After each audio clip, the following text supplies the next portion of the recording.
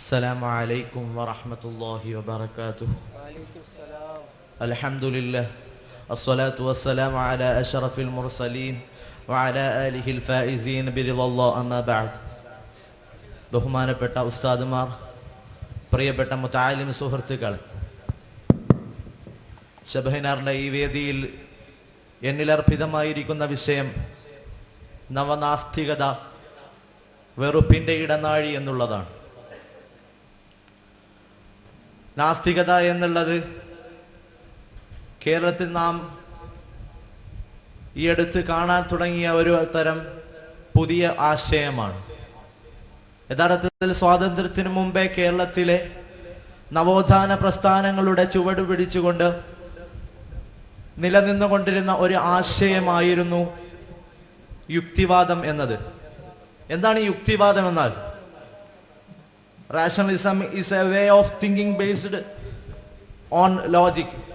യുക്തിവാദം എന്നാൽ യുക്തി അധിഷ്ഠിതമായ ഒരു ചിന്താരീതിയെയാണ് റാഷണലിസം അഥവാ യുക്തിവാദം എന്ന് പരാമർശിക്കുന്നത്.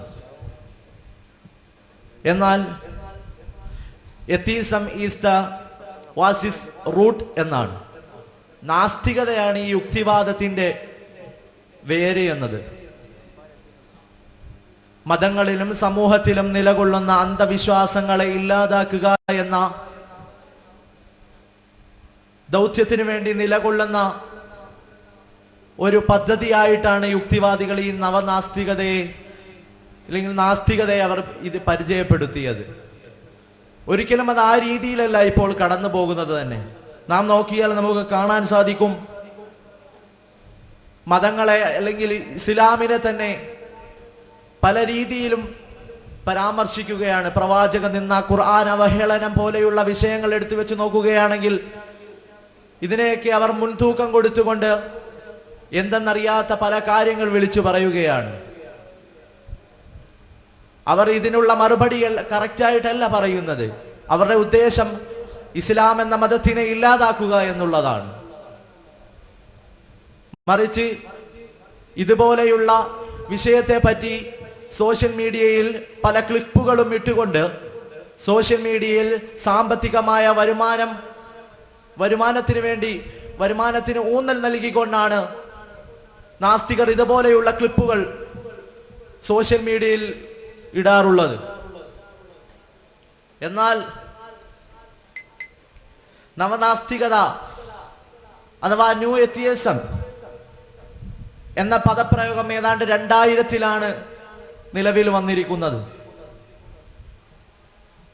അന്ധവിശ്വാസങ്ങളെയും മതദൈവ വിശ്വാസങ്ങളെയും അയുക്തിയെയും അതിനിശമായി വിമർശിച്ചുകൊണ്ട്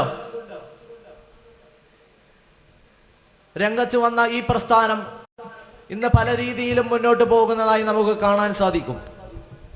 എന്തിനേറെ പറയണം, Richard Dawkins, Christopher Hitchens, Sam Harris പോലെയുള്ള നവനാസ്തികർ നാസ്തികതയുടെ കുതിരപ്പട്ടാളക്കാർ എന്നാണ് അറിയപ്പെടുന്നത് തന്നെ. അതേസമയം തന്നെ നാസ്തികത നിരവധി വിമർശനങ്ങൾ നേരിടുകയുണ്ടായി. അതിനെക്കുറിച്ച് പറയുന്നതിന് മുമ്പ്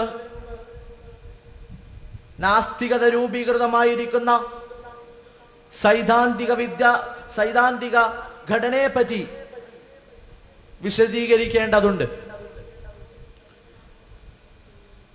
മതങ്ങളെ, പ്രത്യേകിച്ച് ഇസ്ലാമിനെ തന്നെ ഇല്ലാതാക്കുക എന്നതാണ് അവരുടെ മെയിൻ ലക്ഷ്യം എന്നത്. ഒരിക്കലും അത് സാധിക്കുകയില്ല എന്ന് തന്നെ നമുക്ക് ഇവിടുന്ന് പറയാൻ സാധിക്കും.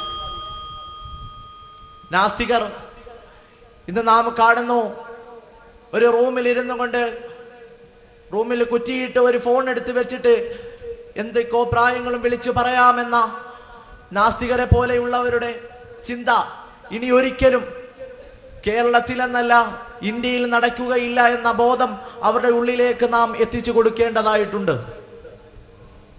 അതുകൊണ്ട് തന്നെ ഇവരെ പോലെയുള്ള നാസ്തികരെയും യുക്തിവാദികളെയും ഒരിക്കലും നാം വളർത്തി വരുത്തരുത്. അല്ലാഹു സുബ്ഹാനഹു വ തആല പറയുകയുണ്ടായി, ഇതുപോലെയുള്ള സംഘടനകൾ എന്തായാലും ഇല്ലാതാവുക തന്നെ ചെയ്യും. അതുകൊണ്ട് നാം ഒരിക്കലും ഇതുപോലെയുള്ള പ്രസ്താവനകളെ അനുകൂലിച്ചുകൊണ്ട് മുമ്പോട്ട് വരരുതെന്ന് മാത്രം പറഞ്ഞുകൊണ്ട് എൻ്റെ വാക്കുകൾ ഉപസംഹരിക്കുന്നു. ആഖിറു ദഅവാനാ അൽഹംദുലില്ലാഹി റബ്ബിൽ ആലമീൻ. അസ്സലാമു അലൈക്കും വറഹ്മത്തുള്ളാഹി.